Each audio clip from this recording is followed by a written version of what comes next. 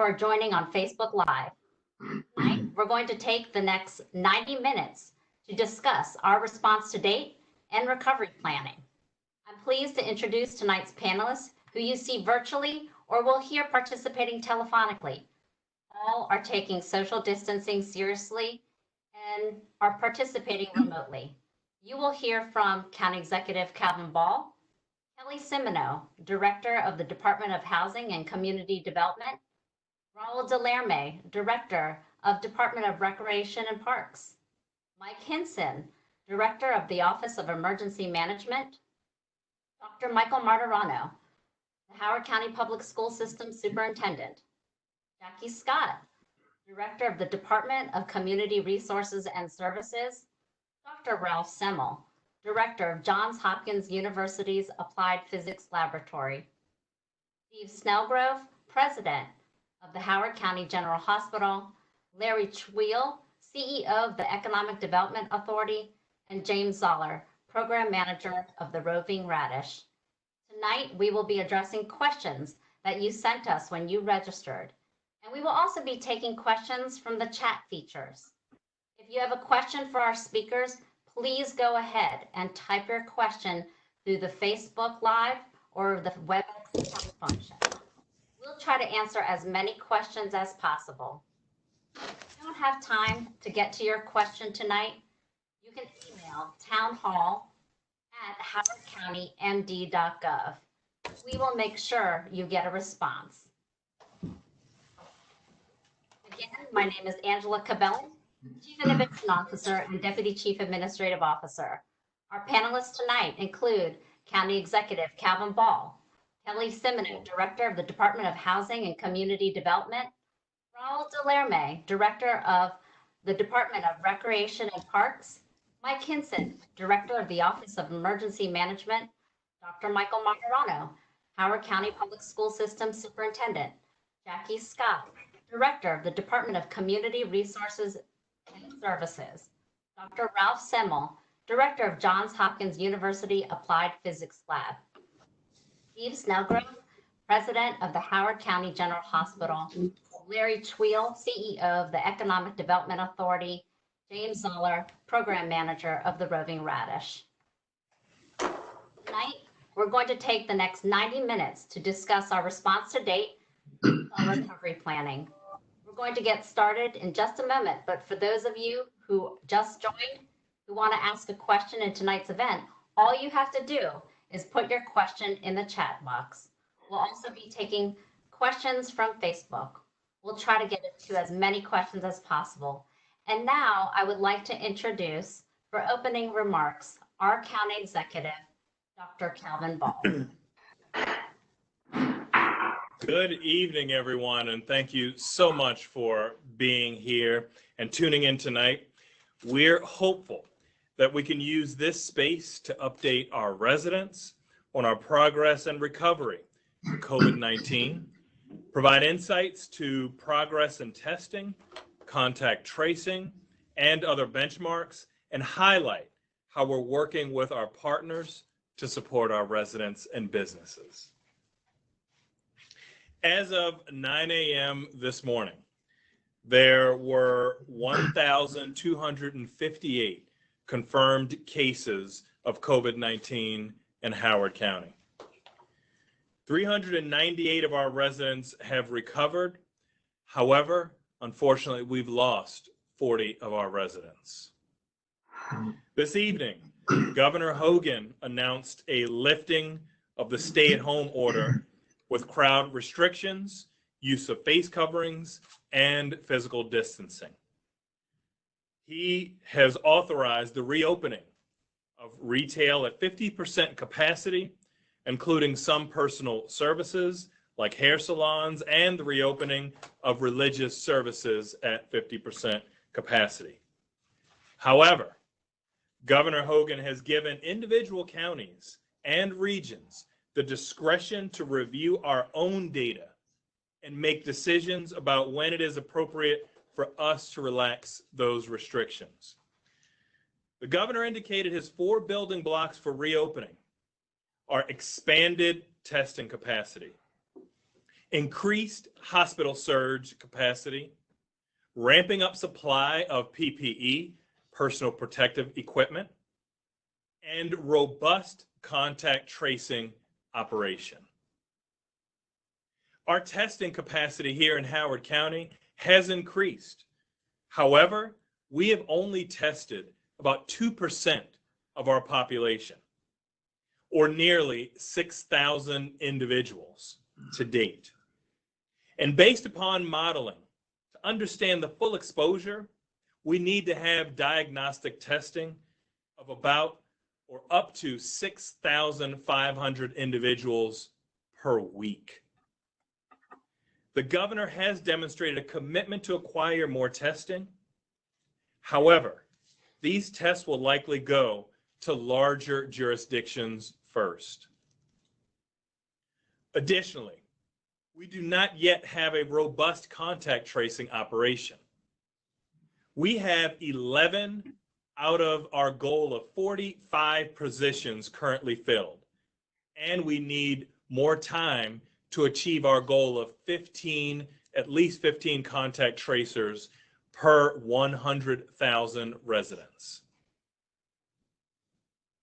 Howard County also has not seen a decrease in cases or hospitalizations over the course of the last 14 days. And lastly, while we have ramped up our supply of PPE, it is still scarce, and reopening sectors of our economy will increase demand, making it more difficult to have a safe and secure stockpile throughout this duration. We do not have the building blocks in place that the governor has outlined necessary for stage 1 reopening. We will continue to make decisions based upon these data and on the safety and welfare of our residents. Howard County is considering the following data markers to guide our decision-making around reopening and, if necessary, when to reinstitute restrictions. They include the number of new confirmed cases, the number of new hospitalizations, the number of patients admitted at our ICU, the number of tests that we're able to conduct, the amount of available PPE, and our surge capacity at Howard County General Hospital. Next week, we're hoping to increase testing at the Columbia drive-through vehicle admissions site to 750 individuals, and will continue to expand as test kits become available. The process remains the same to receive a test at the drive-through site as of today. Residents should first contact their healthcare provider to receive a referral. If they are exhibiting symptoms or have been exposed to someone who has confirmed positive, we will keep you informed as we make headway on each of these benchmarks and can move closer to safer fully reopening. As local, state, and federal government leaders prepare for reopening our economy, we must remember two essential realities. First, we must protect the safety and welfare of our residents. We need to continue to adhere to physical distancing, expand testing capacity, and set expectations for this new normal that is not going to be exactly the same as it was. The second reality is the devastating economic impact of COVID-19 that it has on many of our friends and families who have lost a job, seen their businesses suffer, or don't have enough money to pay bills. Furthermore, the loss of revenue to the county and state will continue to strain our abilities to provide the resources that are now in even greater demand. However, we remain committed to finding and providing the resources our residents need. We are very fortunate in Howard County to have innovative leaders working with dedicated and committed nonprofits, the faith community, and charitable businesses to do everything in our power to assist and uplift our neighbors in need. Last week, we announced $1 million in relief funding to support food and rental assistance, as well as eviction prevention. Especially in this past week, I can tell everyone is experiencing quarantine fatigue. Believe me, I know it's real. It's even real for the Ball household. However, now is not the time to completely let our guard down. We are not returning to normal anytime that is immediate. There will be major adjustments to how we conduct business, how we socialize, and how we celebrate. Last week, we made the very difficult decision to cancel our 4th of July fireworks celebrated and hosted annually at Lake Kinnamqundi in Columbia. Our fireworks celebrations draw large crowds of generally between 20 and 30,000 residents and visitors from throughout the entire region. And we don't anticipate being in a place just 2 months from now where it'll be safe for that many people from around our entire region to gather. Amid cancellations, we have been able to move some programming online for our Howard County residents to access. And in line with guidance from the state of Maryland, our parks have reopened our gates, tennis courts, boating, and fishing, as well as other activities that allow safe physical distancing. Tonight, we're looking forward to hearing from you and sharing all the knowledge and resources we can provide at this time. News and information is quickly evolving, and we ask everyone to continue to follow the latest news and updates at howardcountymd.gov/coronavirus, through the county social media channels, and our office's Ball Bulletin, which we are now publishing even more frequently. You can sign up for emails by texting Ball Bulletin to the number 22-828. Thank you again for joining us this evening. Thank you, County Executive. We will now hear from Dr. Maura Rossman, who will provide a health update. Good evening, everyone. Thank you for joining us and finding out what's happening in Howard County in regard to where we are with COVID-19. It is about day 107 when the health department first formalized their response to COVID-19. And in many ways, it seems like a very long time ago. And in many ways, every day seems like the same day. And I want to applaud all of Howard County for the past 3.5 months taking COVID-19 very seriously, practicing social distancing, staying at home, wearing masks, helping our neighbors out with shopping so they might stay at home. If we're not feeling well, not going to work. And for those of us that have needed to take care of someone at home, taking care of that person at home. And also understanding the great pressure that we're all feeling, including those with children, having maybe not only managing telework or no work, but also managing school. So I applaud everyone for helping Howard County flatten the curve and get us to this point. We're not quite, as Dr. Ball mentioned, where we want to be so that we can fully release and resume normal activities, But the good news is I think we are all better off because of the efforts that we have provided and performed over the past 3.5 months.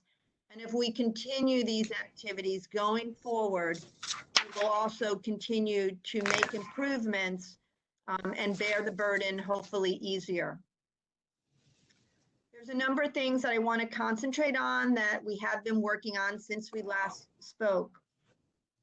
Dr. Ball mentioned the efforts for diagnostic testing and the ability to meet the demands that the community needs to be able to get a test if you need a test. And in the past month, I believe we have made progress. As of yesterday, when we last had our testing, we have tested over 1,000 exactly, and to be exact, 1,078 persons at our vehicle emission site on Broken Land Parkway.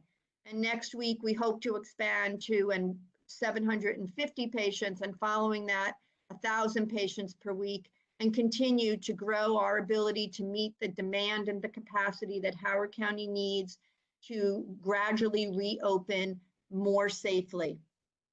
We currently have about 200 appointments per day, and I encourage anyone who needs a test or is not feeling well to talk with their provider, who can order a test through the CRISP system.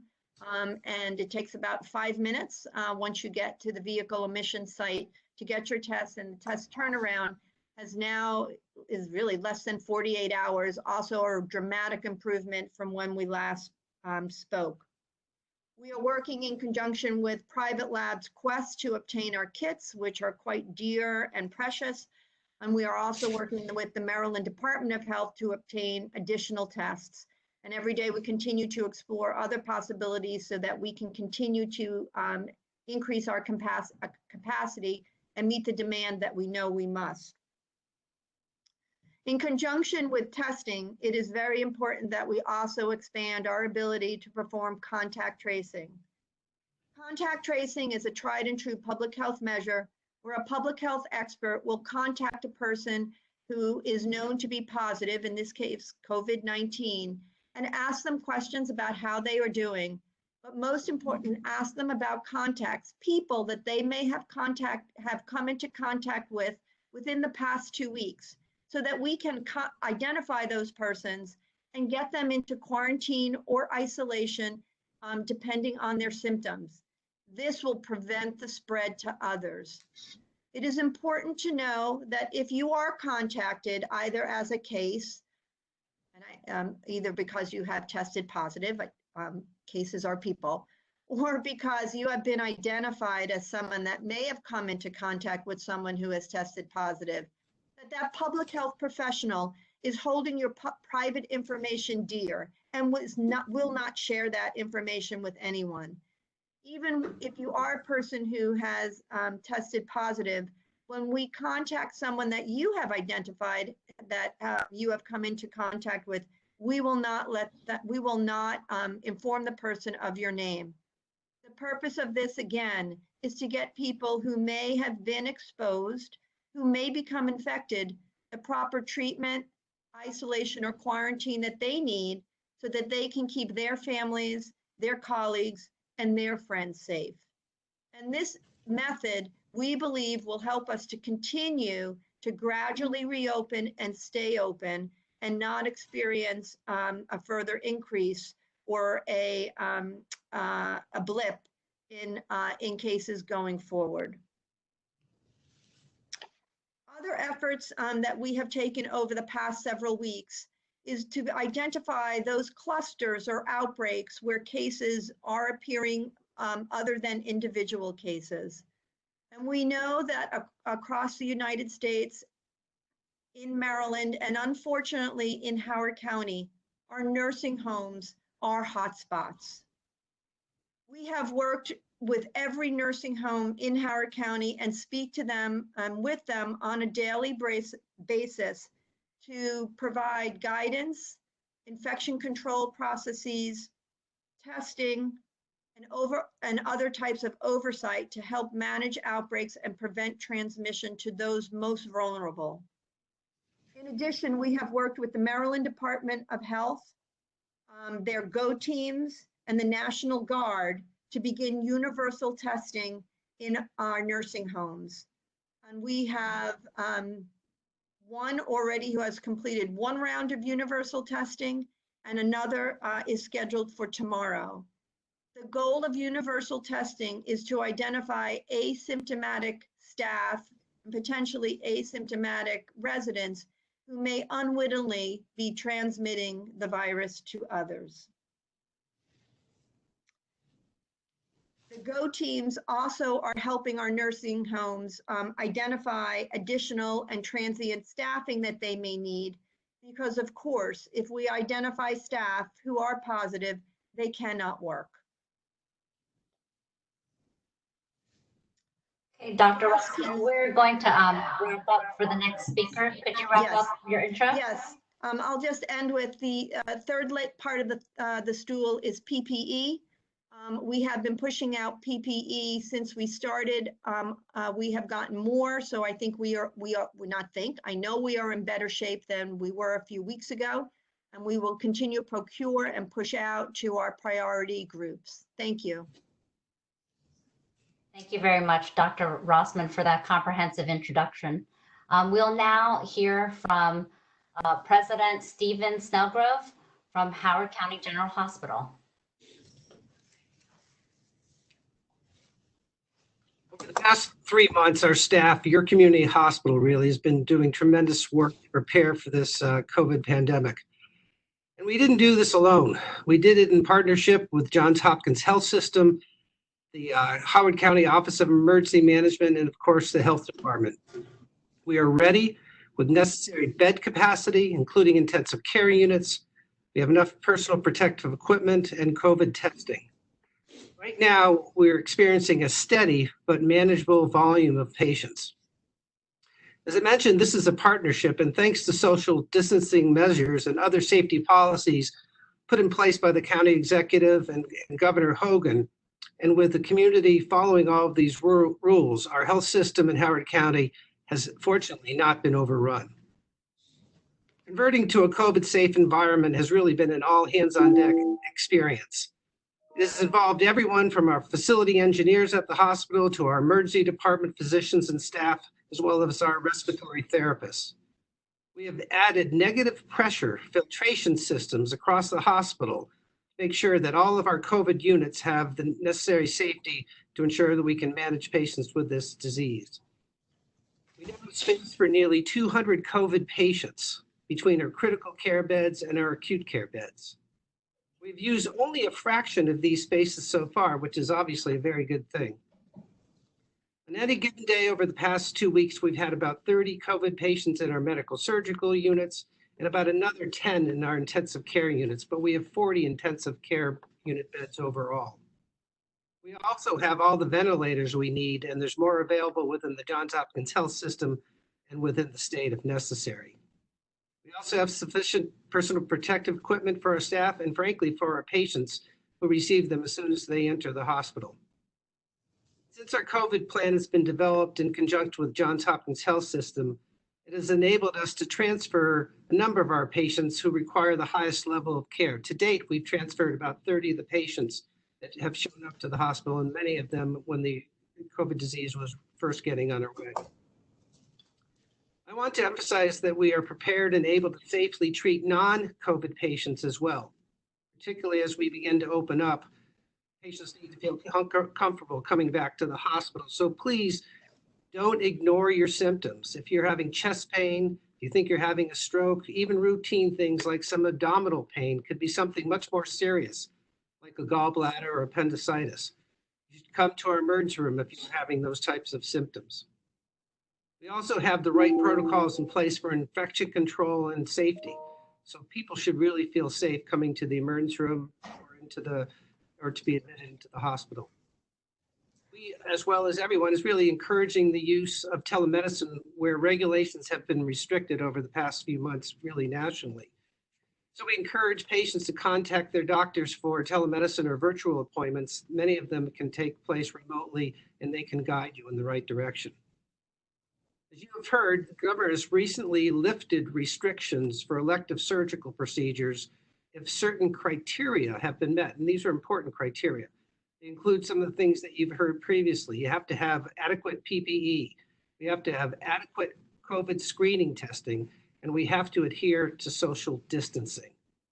Howard County is working on plans to appropriately schedule these needed procedures and surgeries in a very safe manner. This decision will be made in conjunction with state officials and part of Johns Hopkins healthcare system. We're really looking at this as a system to make sure the patients go to the right setting for all of the right reasons. Personally, thank County Executive Ball, our health officer, Dr. Maura Rossman, and our first responders and the entire community really for your support. Our healthcare workers were honored yesterday with a drive-by salute and really feel your love.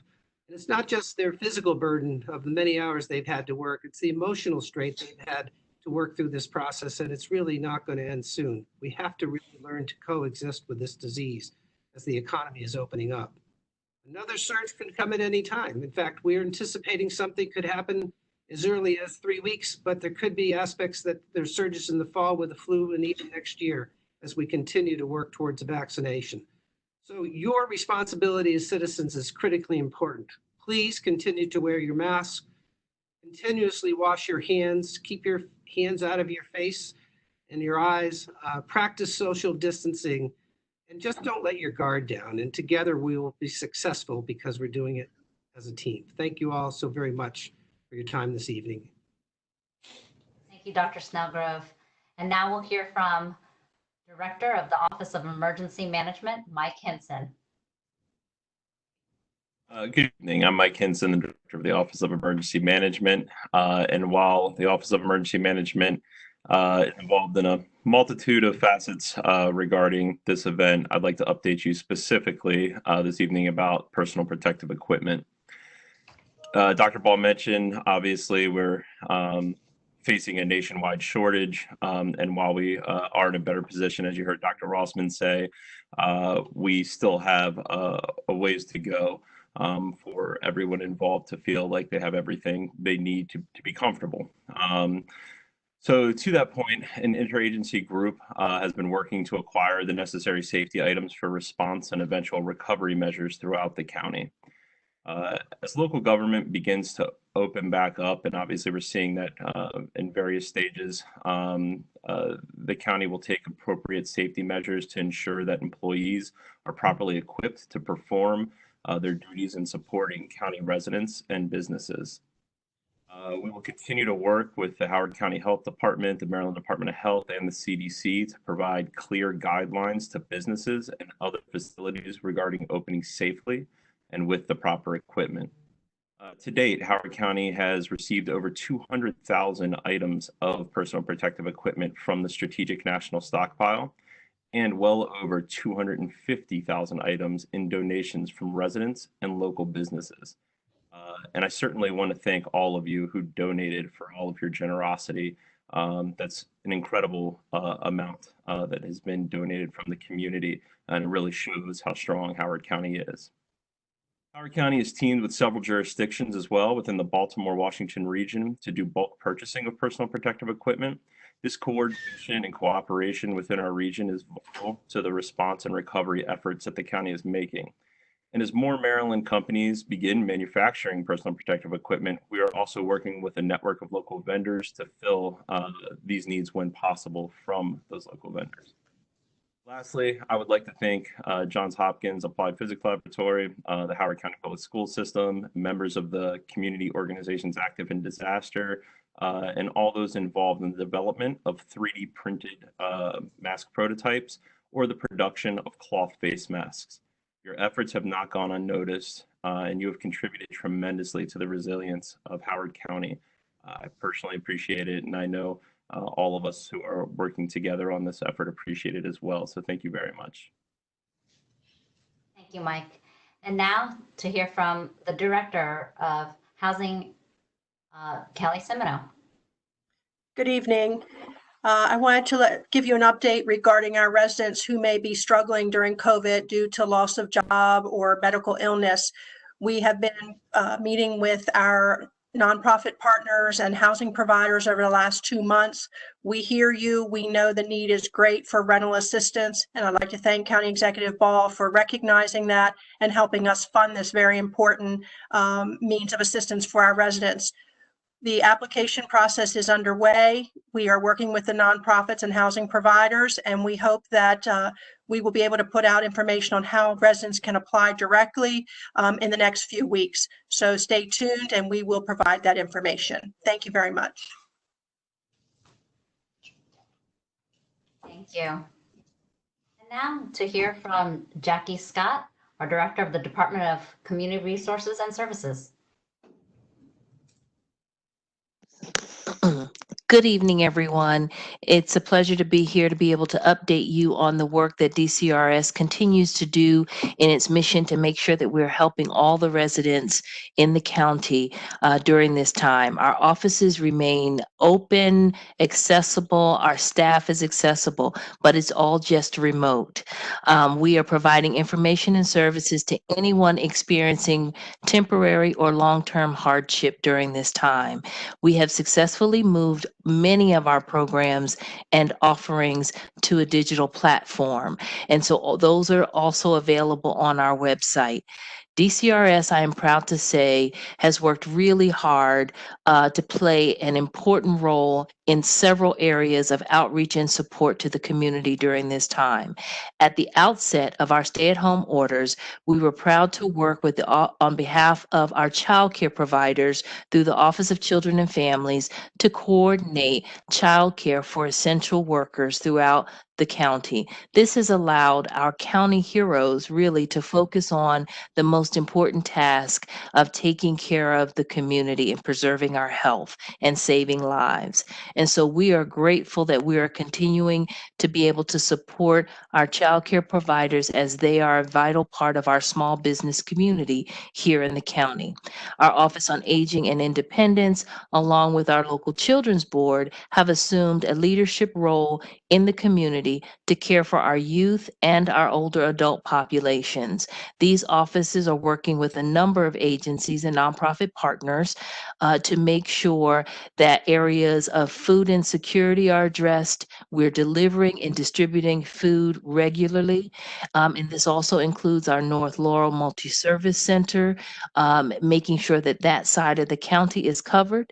Additionally, the local Children's Board recently began working alongside our school system partner to ensure that we can continue to try to help close the gaps in access to learning by distributing supplies and academic support materials for students and their families, and offering online webinars for parents to support their children while at home, and trying to deal with the stress and social emotional learning methodologies. So we're working on all facets of life there. In the Office on Aging, we're also excited to say that we have been providing web-based classes around health and wellness for older adults in the community to combat social isolation and to make sure that we are working to stay connected. I'd also just like to highlight for you that we are also working diligently through our Office of Community Partnerships to ensure that some of our most vulnerable, namely our homeless residents, are cared for and secured and healthy during this time. We want to make sure they have housing and food so that they are safe and healthy. So we have been working on that. And I want to say that we, along with everyone else on this call, are making sure that we're working together, and DCRS is proud to be a part of the connected resources here in the county to make sure that as we are working to create this new normal, that we are able to make it as less painful as we can. We want to make it a little easier for everyone to navigate each passing day and all of the changes that are coming your way. As we care for each other by keeping our distance, we want you to know that we remain accessible to you here in the county daily by way of our Maryland Access Point, our Care Line, and a multitude of other resources that are available, and people who remain available and accessible to you and are committed to your safety and the success of making sure that your families are healthy during this time. So I look forward to taking your questions when we open up. Thank you, Jackie. Now we'll hear from James Zoller, Program Manager of Roving Radish. Good evening. I'm James Zoller with the I'm the Agriculture Coordinator with the Office of Community Sustainability. One of the programs I manage is the Howard County Roving Radish. For those of you that don't know, the mission of the Roving Radish is to promote healthy eating and to support our local farms and connect our community. So we achieve that mission by providing healthy meal kits to the community, and we source those ingredients as much as possible from our Howard County and local farms. So as a result of the pandemic, our program has really become even more important right now. We are fortunate to be able to assist our community in accessing healthy foods for our meal kits. We opened our season up this year 3 weeks early to accommodate the need, and we also so far have almost served 1,900 meal kits, which is a record for us for the program. 30% of them have been subsidized. We also have been working in partnership with the Department of Community Resources, the local Children's Board, and Office of Aging to distribute food to those in need. We continue to kind of look for ways we can serve the community. We're really glad to be part of the team and proud to work with everyone here. Thanks. Thank you, James. Now we'll hear from Dr. Ralph Semmel, Director of Johns Hopkins University Applied Physics Laboratory. Good evening, everyone, and thank you so much for including me tonight. I am deeply grateful to be here. As some of you know, I have only recently recovered from a bad case of COVID-19. My wife was ill as well, but fortunately had a milder case. So I have both a professional from an APL standpoint and personal appreciation for all that Dr. Ball and the local team are doing to keep county residents safe and healthy. In that light, I want to give a shout out and say thank you to Johns Hopkins Medicine, which provided me with such great care during a pretty bleak period. And I also want to thank the Howard County Health Department, whose folks were incredibly gracious when they called to check on my status. We are very fortunate at APL to be part of the Howard County community, and we are committed to helping the leadership and the entire community persevere through this pandemic. As a member of the Defense Industrial Base, we have been designated as critical infrastructure and have therefore been able to remain open. As a result of this and special measures we have taken, I'm pleased to say that we have been able to avoid any furloughs or layoffs as a consequence of COVID-19 and have been able to continue supporting small businesses in the county as well. Of course, our operations have changed, and there are things we are doing differently now. For example, the majority of our 8,000 staff members are now working remotely. And to support our staff through this unprecedented period, we have, among other things, significantly expanded our paid leave policies. Of particular relevance, given our topic tonight, we are engaged in critical research related to COVID-19 in a variety of areas and are working at the highest levels of government to tame this terrible pandemic. At the same time, we are continuing our other critical work. For example, the satellite that will be used in the Double Asteroid Redirection Test, DART, is currently on the APL campus for integration and testing. DART is a mission that Calvin mentioned in a State of the County address and may one day save the world from an incoming asteroid. And this is just one of the very many cool projects in our close to $2 billion per year portfolio. Let me close by saying again how grateful I am for the opportunity to join this distinguished panel, and I look forward to answering any questions. Thank you so much, Dr. Semmel. Now, Larry Tweel, CEO of the Economic Development Authority.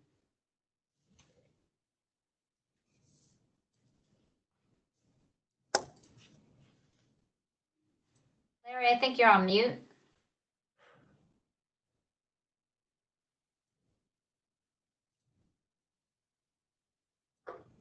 I think we're having a little bit of a hard time hearing Larry. So we are going to. Is that Perfect, thank you. better? Yes, thank you. Good, thank you. No, thank you for the opportunity to share some information with you tonight. We have been committed to helping the small businesses that need help so desperately navigate through the programs that are in place. Through the business portal that we have put together with the direction of the county executive in partnership with the Howard County Chamber and Visit Howard County. We have a business portal that has been communicating the information for not only the state and federal programs, but other business resource assistance that is out there. That business portal is at www.hceda.org/coronavirus. And through that portal, you can get the information for the business assistance programs through our social our social media, a newsletter, and direct business outreach. We have reached over 10,000 users on the portal and over 2,000 direct interactions with our small business community. We are also focusing our efforts on recovery, and today launched a platform to help our businesses retool, retrain, and rethink. And that platform will be rolling out over the next several days, and it will be the place where we help businesses get through the other side of the pandemic. We are working with the administration on getting even more resources that for the small businesses, for our most impacted industries. We know that there have been over 25,000 unemployment insurance claims, and the industries that are most severely impacted obviously are accommodation, food services, retail trade, healthcare, and arts, entertainment, and recreation. And we are working to get resources to help those most impacted industries as we move forward.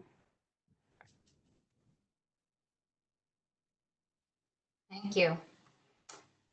Now we're going to Raul Delerme, who's the Director of the Department of Parks and Recreation. Thanks, Angela.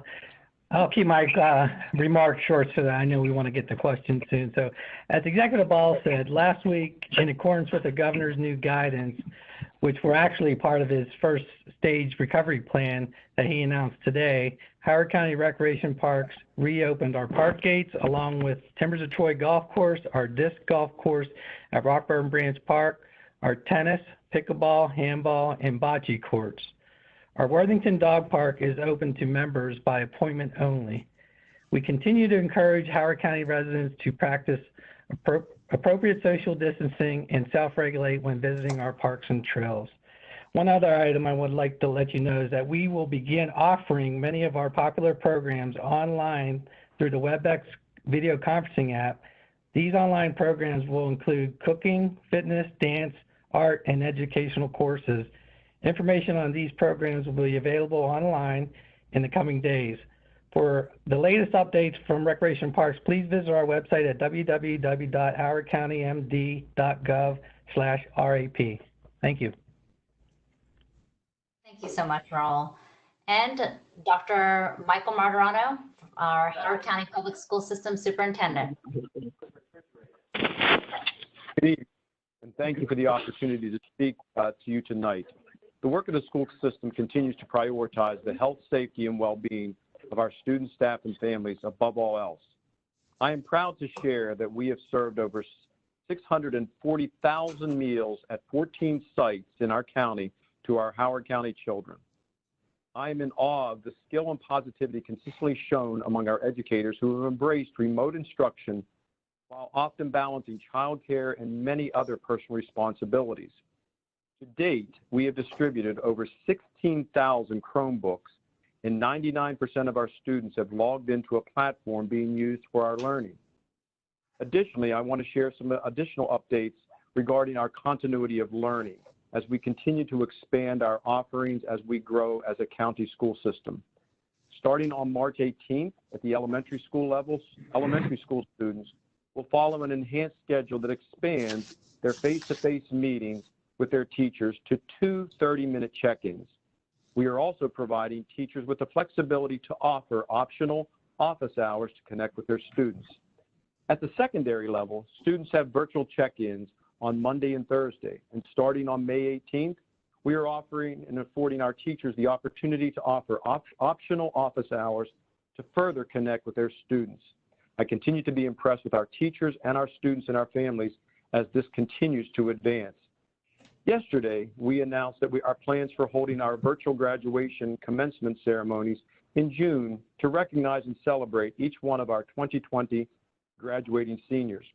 At the same time, we know that nothing can take the place of an in-person celebration, and these will also be planned by schools at a later date. I want to express my appreciation to all of our parents and guardians who have been working so diligently to ensure students continue their learning at home while schools are closed. Perhaps most importantly, I want to commend our students who have remained engaged while adapting to a whole new and unfamiliar mode of instruction. Thank you very much. Thank you, Dr. Martirano. We have now received several questions from email as well as the chat functions on WebEx and Facebook. And we'll start off on our questions, our Q&A. The first one is, I worry federal officials will rush to reopen based on and causing significant impacts to Howard County. What are you doing to balance guidelines from the federal and state government, and what is best for Howard County? Great question. So I think, as I've indicated, we are going to look at the data. We're going to work with our health department, and we're going to make sure that we keep the safety of our residents and visitors as a priority. Right now, although there might be some places around the nation that feel that they're ready, Howard County is not ready to fully reopen. We want to make sure that we have what we need to keep our residents safe, and we'll continue to work together to make sure that that's a priority. Okay, thank you, Dr. Ball. Our next question was emailed, and the question is, what is Howard County's plan for contact tracing? What is the process for becoming a contact tracer in Howard County? Dr. Rossman, would you be able to talk about that? Sure. So currently, we are currently using our own health department staff who have been reassigned, but we do plan on expanding and hiring positions to increase to a total of 64 contact tracers.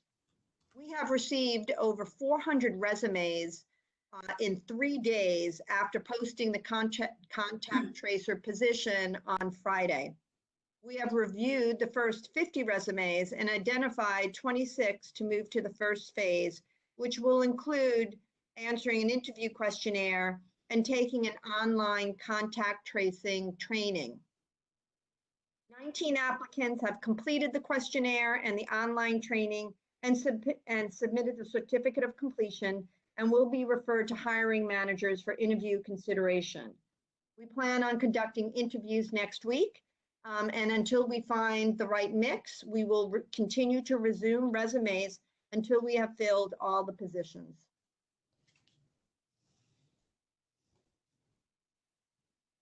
Thank you, Dr. Rossman. This next question is, given the time away from school in the third quarter, will the school system seek to extend the school's calendar past the current closing date for students to accommodate distance learning? Dr. Martirano, are you still on? Yes, sir, I am. Excellent. Would you mind taking this one? We'll do so, Dr. Ball. First of all, thank you for that question. Let me remind our community that on May 6th, State Superintendent Karen Salmon announced that schools would be closed for the remainder of the year. Since that time, I've been working with our team to make the necessary modifications to our calendar to ensure that we're in compliance with state standards. Tomorrow night, we have a Board of Education meeting, and I will be advancing the school calendar adjustments to the Board of Education to approve taking advantage of the recommendations from the state regarding waiver days. But there will be adjustments made to the school calendar tomorrow at the Board of Education meeting. So please stay tuned for that, and that announcement will be made right after the meeting, and we'll put that online. Thank you, Dr. Martirano.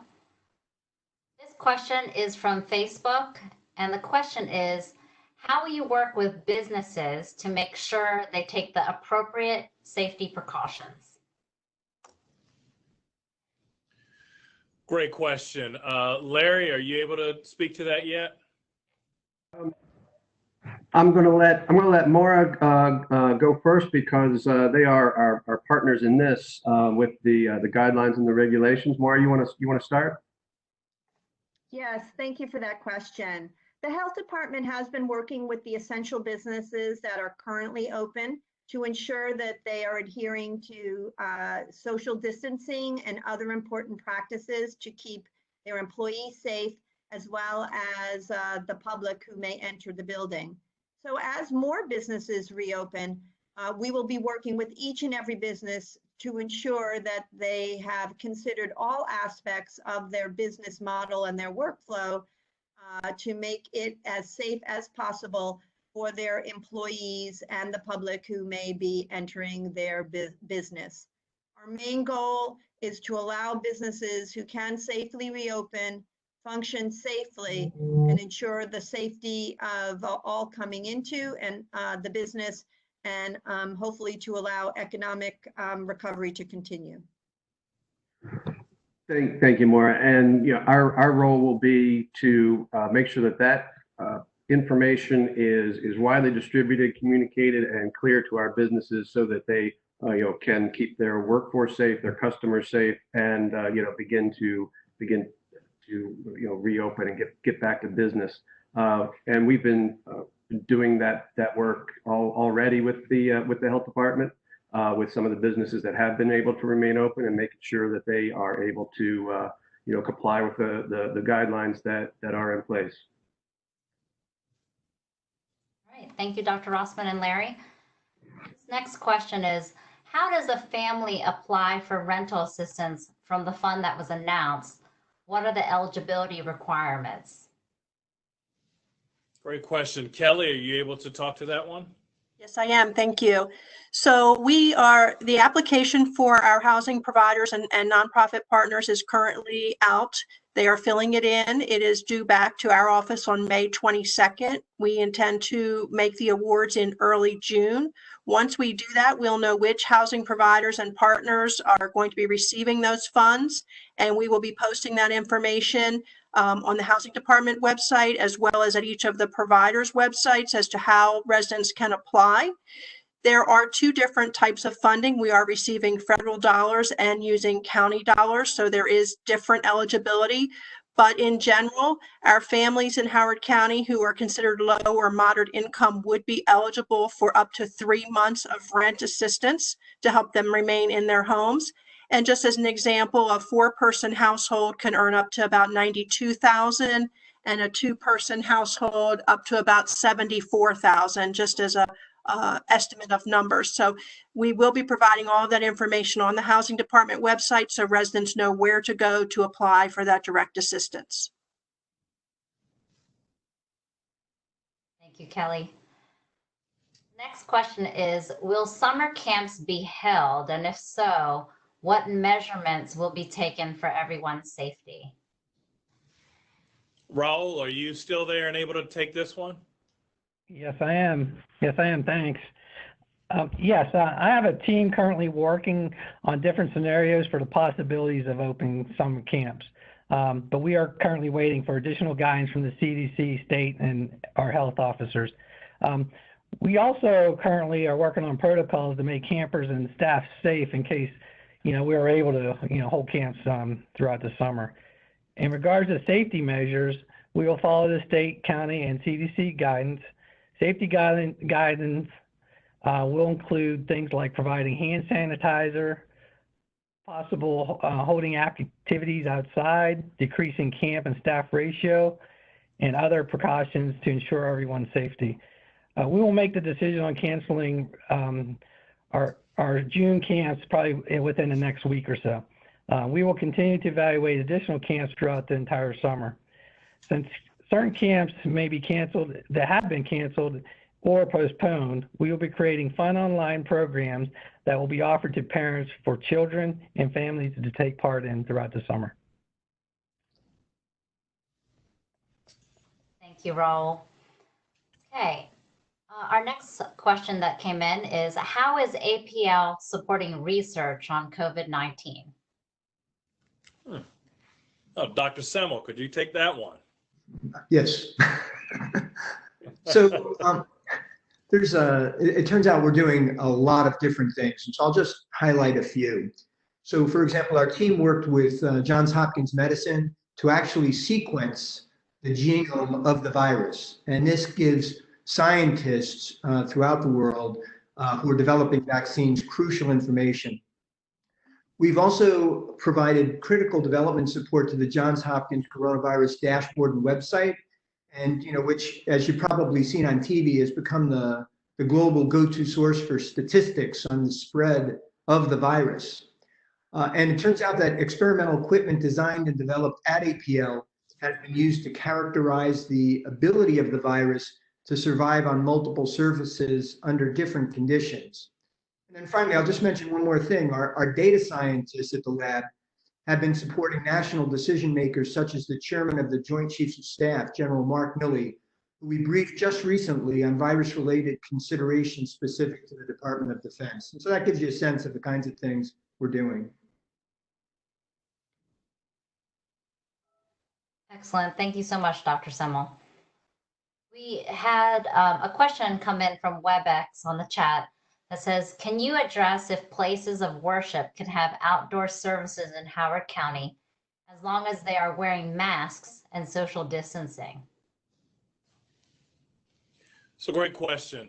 I think many of our religious institutions have been ramping up and doing a great job of going online and using virtual celebrations and connecting. I think given the governor's order, we definitely will evaluate outdoor church and religious ceremonies as long as they are exercising physical distancing and wearing masks. We will have more detailed direction over the next couple days, but I think that there is some opportunity outdoors to have that conversation. Thank you, Dr. Ball. Also from WebEx, I am concerned to visit the emergency room for a non-COVID related condition. What safety precautions are in place? Great question. Steve, are you still on? Happy to answer that question. The reality is that we've built processes and protocols that literally separate our COVID versus non-COVID patients. For patients who are entering, even before they enter the emergency room, there's a tent set up outside that we do screening tests. And if it's determined that the patient is potentially COVID positive, we bypass the emergency room waiting area and bring them right into a negative pressure room and treat them there. So the people with potentially COVID conditions are separated. Secondly, now any patient who's going to be admitted to the hospital will receive a COVID test, whether they're perceived to be COVID positive or not. That's another way to ensure safety for everybody coming in. And I think, we're beginning to see many of the non-COVID patients coming back into the hospital. We've been pretty full the last couple of days. And I think they're recognizing just how safe an environment it is here with all the precautions, the PPE that we put in place. Thank you. Other questions from WebEx. How are you supporting our seniors that are isolated? How are we making sure we stay connected? Great question. Jackie, are you able to take that one? Yes, no problem. Thank you. Well, we have been working a lot with staying connected with our seniors from the very beginning. So we have created several videos for them and conducted a number of interactive webinars where we are providing health promotions from wellness activities to exercise classes to mindfulness kinds of classes, anxiety prevention. So we are working, diligently to increase the number of classes and available activities that we have for them online, including those who have mobilized almost immediately once our 50+ centers were closed. Those staff do consistent outreach to their members and make sure that they are offering classes that they know that their members would have otherwise taken advantage of if they were coming on site to the best degree possible. Then we have, for example, a number of individual small niche programs that we've tried our best to make sure that they remain available. So, for example, our Pause for Comfort program, where we, engage volunteers and pets to make sure that we're able to reach out to people who are socially isolated. Well, we've begun to do that by video and by webcast so that people who are used to getting visits from people with pets and having that engagement are still able to do it by some video conferencing and telephone. We know that it's not the same, but we also know that if you can see someone face to face, even in this environment by electronic means, it's helpful. And then our Seniors Together program, which is a peer outreach program that provides opportunities for interaction between older adults who foster positive outlooks and exchange information on current events, all of those things. We've taken that to a web base. So we have begun to try to keep as much going and as much connection for our seniors as possible. And then lastly, I will say our Maryland Access Point remains very active and involved and available. And we do a lot of outreach during the times that we are delivering meals. We're checking on people. Our guardianship program and ombudsman program have a list of older adults in facilities who are living in long-term care facilities and other community-based living settings that they are calling on a daily basis. So at any given time, we are making calls to hundreds of people during the week just to make sure that we're checking in on them and keeping them safe and providing a connection for them. Thank you, Jackie. Next question is, there are kids that are unable to make it to the food grab and go sites for a variety of reasons. How are we supporting these students? I think Dr. Martirano, are you still on? Dr. Martirano?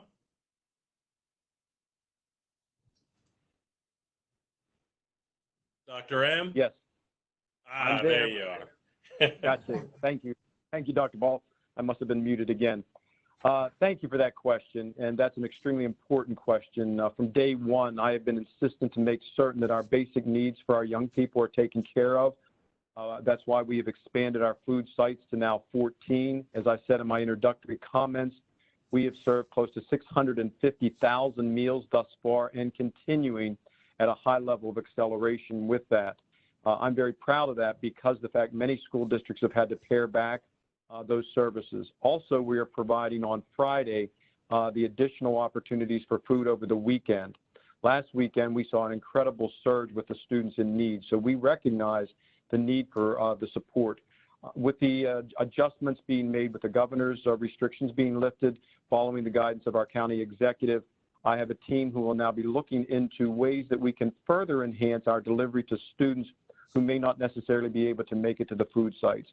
We have to continue to be agile and nimble as decisions are changed and the restrictions are lifted, and then be more responsive, because we're in this for the long run. We now know that there's going to be another 6 weeks or so of the school year, and we want to make certain that all of our children are fed properly throughout this time. And so, yes, I will be continuing to take that under advisement and working all that we can to provide the supports. And I also want to commend our community particularly the group Columbia Cares and a variety of other groups who are providing support to our families through this very challenging time. Our community needs to remember that 22% of our students in Howard County, yes, I said 22%, qualify for free and reduced meals, and we have to take care of all of our students who are experiencing food insecurity. Thank you for that question.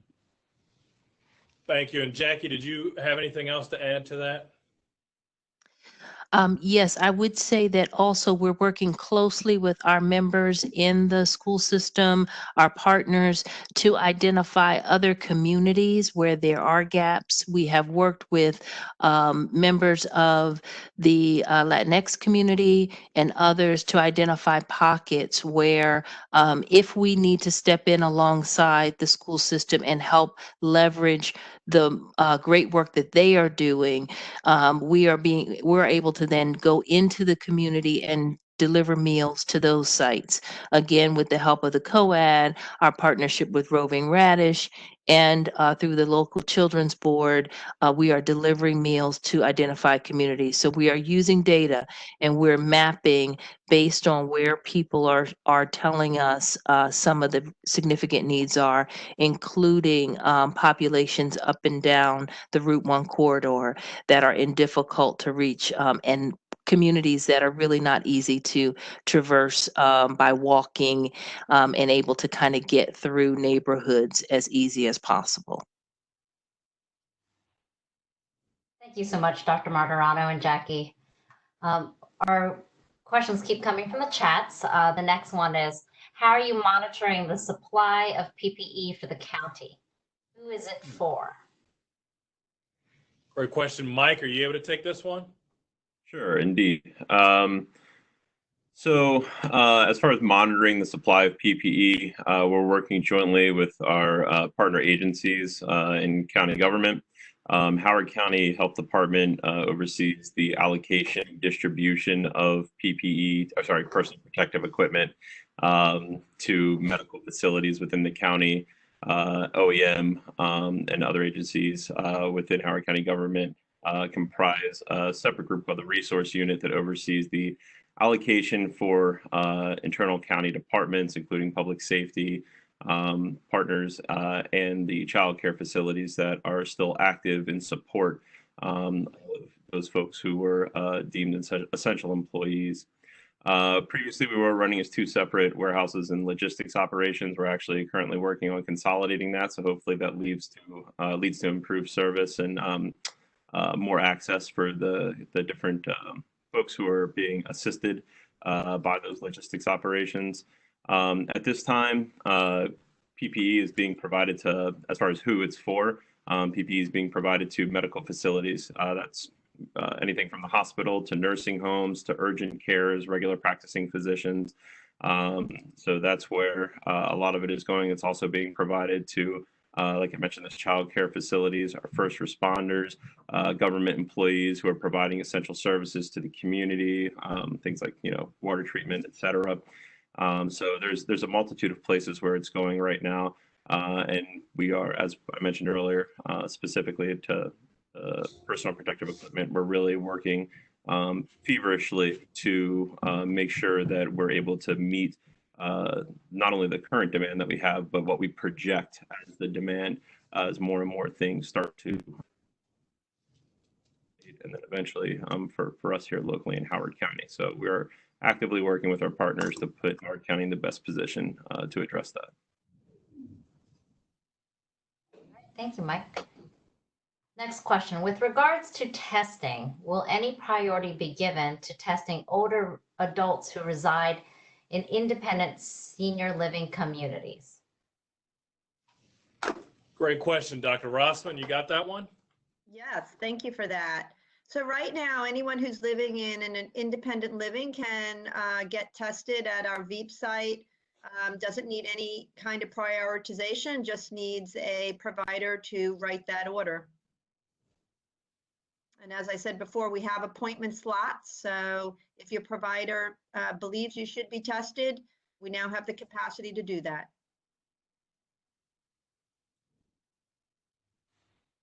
Okay, thank you. The next one is, what is the plan for special needs students who have extended school year placements in the summer months? Dr. M, I think that's you. Yes, sir. Can you hear me? Yep, we can hear you. Okay, thank you. Thank you, Dr. Ball. Excellent question again. We are looking at all of our summer offerings, and in the next week, I will be communicating all of our extended school year offerings during the summer months. One, we are continuing our virtual learning until the end of the school year. Then I want to look at what we're continuing to do during the summer, and I will be announcing that next week. More than likely, that will be a continuation of a virtual format, and then that will continue to lead into next school year with our recovery of learning plan. So I have a number of things in motion at the same time, but making certain we provide the support and assistance to our young people who need continued extended year services, again, will be communicated next week. But again, I want to emphasize more than likely that will be in a virtual format as well. Thank you for the question. Thank you. It will be hard to social distance in parks. What are the safety measures you have in place for Centennial Park? That came from WebEx. Hey, Raul, are you able to take that one? Yes, I can. Yeah, we have only open amenities at our parks that allow patrons to self-distance.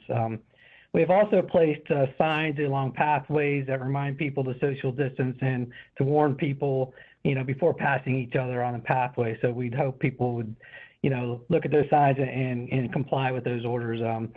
We are also asking park users to follow CDC and state guidance, while and also self-regulate while they're at the park as well. Thanks, Raul. Next question is, food access is a big issue during this pandemic. How is the county working with the farms to fill food gaps? Hey, James, can you kick us off on this one? Sure, I can. So as we know, our Howard County farms are some of the most generous, hardworking people that I know. So currently, the situation we're in, we're not in a heavy growing season. So there aren't any crops, or very few, besides strawberry and asparagus coming in. And that's not as plentiful that they're donating it any excess right now. And protein's the same thing. There's a little bit of a shortage here, but rest assured, our farmers right now are gearing up and they're producing more proteins. They're planting to anticipate greater need from them. But as far as meeting a gap right now, there's just not an excess right now to fill that need for like the food bank or others, but they are working towards it. Thank you, James. This question just came in. It says, what are some ways APL is partnering with the county during this pandemic? And I want to kick this off to Dr. Simone, but before I do, I just want to really acknowledge, many people don't know that APL is our largest private employer in the county, and they have been strong friends and partners for years. And we are very excited to begin strengthening this partnership during these COVID-19 times to do a great deal of needed research that could not only help Howard County businesses and restaurants and visitors, but frankly help the world. And with that, now I'd like to kick it over to Dr. Simone. Thank you for that, Calvin. I mentioned in my earlier remarks that because we were able to retain our level of work, we've been able to continue funding, small businesses throughout the county. We also are working with Dr. Ball and his team on things like tabletop exercises that could be used as one plans to transition to a new normal. And then, finally, you heard about the masks, and we continue to work with the hospital and the community on general approaches for dealing with COVID. As you might expect, much of our efforts are at the national level, but we do everything we can to be good citizens within the county and work, with the different elements and businesses in the county as well. Thank you, Dr. Semmel. Okay, this next question is, can you address what mental health services might be available to support elderly residents in social isolation? Jackie, are you able to take that one? Sure thing. So I think I mentioned a few of them in terms of um, the things that we're doing to sponsor webinars and to connect with people. But if you go to our website, there are resources under the Office on Aging where we're really trying to encourage people to reach out and stay connected to avoid the social isolation. And we have some materials that really speak to everything from trying to stay active, meditation, mindfulness kinds of things, continuing to do things like Tai Chi, and engage in terms of instructions for people about how to connect and innovative ways to connect, because we know that the mental health piece is significant. And much of that is difficult during times where there are celebrations and people can't be with their loved ones, or they can't get the usual visits. So we're helping people even by phone think of creative things. So I'd encourage you, if you have a specific concern, to call the Maryland Access Point line and ask it, ask the question directly. And we have a list of things that we've been helping people understand how to do, including things like drive-by birthday celebrations and ways at which they can deliver things to people's doorstep and use social distancing to wave and say hello. So, there are lots of resources available, but many of them are tailored towards specific situations. So please check our website, our social media, and also reach out to us, and we'll have someone be able to talk with you about specific outreach that might help given the specific situation. Thanks, Jackie. Now that county parks have reopened, why aren't HCPSS tracks surrounding the football fields available for jogging? Dr. Moderano? I'm here again. Thank you, Dr. Ball. That's an excellent question. That's an excellent question in the timeliness of that. We have had to become extremely agile and nimble to respond to when the restrictions are lifted from the governor, also being consistent with Dr. Ball's mandates as well, and then being consistent with Parks and Rec. I will have an announcement for our community by Friday regarding tennis courts and tracks now that we've known the information that is in front of us. But again, I want to make certain we are staying consistent with our county leadership and the guidance provided by Parks and Rec as well as the state. So stay tuned, and I promise you that we will have an announcement that will be encouraging for our community by the end of the week. Thank you. That's very good to know. We did get this question, and perhaps you can underscore some information again. The question was, how has COVID-19 affected hospital capacity, specifically ICU and acute care capacity? Hey, Steve, you got that one? Yes, sir. As I mentioned earlier, we did our surge planning not just within the partnership of the county, the Office of Emergency Management, as well as the health department, but we did it as a Johns Hopkins healthcare system. And there's tremendous capacity that we have in that space. What we've been doing here is we've taken some of our units and created a COVID ICU and a non-COVID ICU. So we have 40 intensive care unit beds that are available, and we're really underutilizing that. On any given day, I would say that at its max, we've only utilized a third of that ICU bed capacity that could be made available. We also have a number of floors that are dedicated to serving COVID patients, again, with HEPA filtered negative pressure rooms, so that we're taking care of patients as well as our staff. So at this point, we're able to manage the surge very well. We're not letting our guard down as again, we anticipate potential surges in the future. But together as a community and as Johns Hopkins healthcare system, we believe that we have adequate capacity to meet our needs. Thank you, Dr. Snellgrove. This question is, what is your plan for nursing homes, specifically around isolating the COVID positive patients in these facilities? Is that Dr. Rossman? Is that you?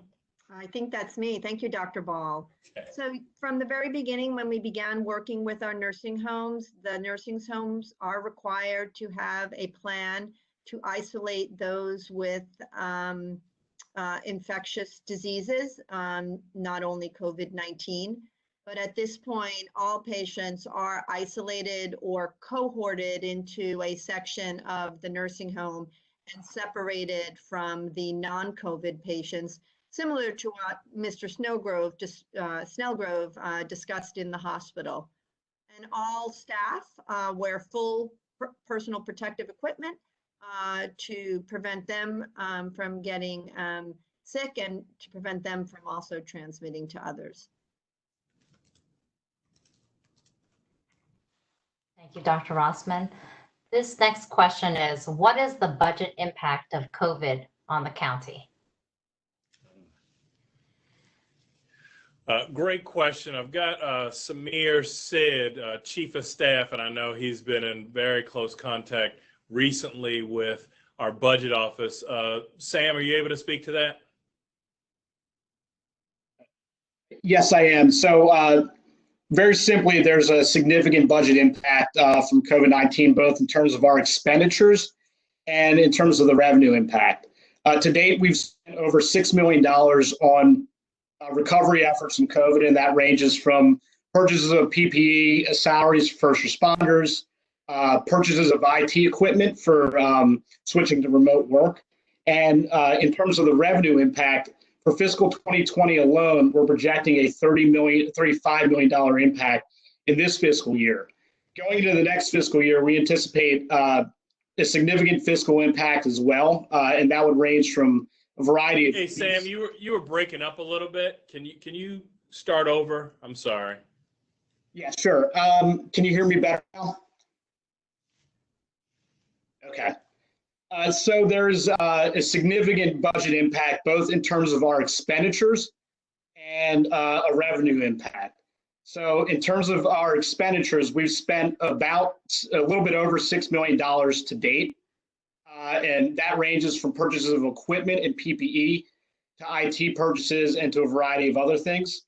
In terms of the anticipated revenue impact, in fiscal 2020 alone, we're looking at a revenue impact of over $35 million. And a lot of that will have to do with decreases in income tax revenue and other fees and taxes that we expect to go down. We expect that impact to carry over into fiscal 2021 as well. And we're currently assessing how significant that impact will be. Great, thank you, Sam. This question is, where can we find the demographic breakdown of coronavirus patients and deaths? Could someone inform of the numbers currently? Great question. Is that you, Dr. Rossman? Yeah, so you can actually go 24/7 on the HOCO Dash, on the dashboard for the Howard County website and find all those statistics. Some of the statistics are updated daily and others weekly. And the numbers, just so you know, do fluctuate or change based on when we collect the data. So currently, as of 3 p.m. today, I can tell you that we have 1,284 positive cases of Howard County residents. And unfortunately, we've lost 42 to COVID-19. About 1/3 of the deaths are attributed to outbreaks in nursing homes. And I forget the rest of the question, but again, you can find those numbers on the HOCO Dash. 9 more minutes. Okay, I need 9 minutes, then I'll be out. Great, thank you, Dr. Rossman. This one is about businesses. It's a question that says, when businesses open up, how are we helping them comply with new regulations going forward? So is this a Dr. Rossman Larry combo again? Yes. Yeah, I believe it is. We will be taking guidance from the health department and working with all of our local partners, either the Chamber of Commerce, Visit Howard County, and others in the community to make sure that information is available to the businesses clearly and concisely through newsletters, social media, webinars, and the like. I'll turn it over to Dr. Rossman on how those are being crafted. Yes, and we are working with the Maryland Department of Health and Department of Commerce at the state to develop guidance for each particular type of business. As we know, not all businesses are the same, and many have unique nuances to how they conduct their business and their physical space. So there will be written guidance coming forward in the next few days for particular businesses, and our staff is certainly available 5 days a week to help businesses apply the guidance to their unique setting. Thank you, Dr. Rossman. And this question is, why is the county beginning to relax restrictions when the case count is still rising and shows no sign of turning over? This is inconsistent with what public health experts recommend.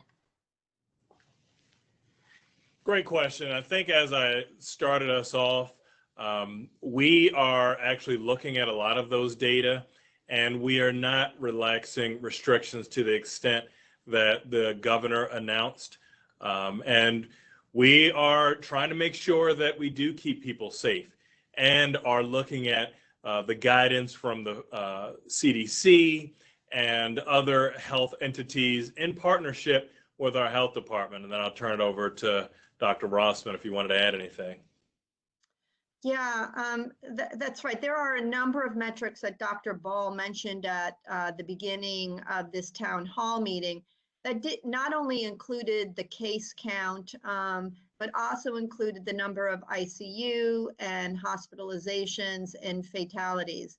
And all of these metrics need to be taken into consideration when making such an important decision. Howard County has not yet met those metrics, but I am seeing promising signs, particularly in the leveling off or plateauing of new hospitalizations and ICU. And I think Mr. Snellgrove talked about the capacity that the hospital has. And I think over the past 4 days, there has been a leveling off of additional cases. So I'm not making any bets, but I'm trying to be optimistic and hope that sometime in the future that we can begin to reopen safely based on data and science. Thank you, Dr. Rossman. We've gotten several questions via chat and Facebook. If we didn't get to all of the questions today and you still have questions, please email us at townhall@howardcountymd.gov. And we're going to hear now concluding remarks from County Executive Dr. Ball. Well, first of all, I'd like to thank our phenomenal panel of leaders, public servants, and partners. We had around 1,000 people engage us this evening, and I want to thank each and every one of you for taking the time to join us and be a part of this. We're facing a formidable challenge, and we hope that this evening provided our residents and businesses and visitors some empowering information and tools to stay a little bit healthier and a little bit more informed. We've had a lot of great questions, and if you emailed your question, please know we will be responding to you. I'd like everyone to remember to please stay up to date by visiting our webpage, www.howardcountymd.gov/coronavirus. Follow our government social media pages and follow other sources like the Center for Disease Control and the World Health Organization. If you're not online, you can also call our health department's coronavirus information line at 410-313-6284. And that will give you health and medical questions about coronavirus. Or you can also call our public information line, and that's 410-313-2022. And that's for questions about county operations. Please continue to take precautions in your day-to-day. And that means staying home as much as possible, limiting your trips out for essentials, wearing your mask when in public, keeping 6 feet apart from others, frequently washing your hands, and looking out for each other. I want to thank you again. I wish everyone safe travels, and please be well. Thank you, Dr. Ball. Thank you again to our panelists, staff who organized this, and all the residents of Howard County for keeping us strong during this time. This concludes the virtual town hall. Good night.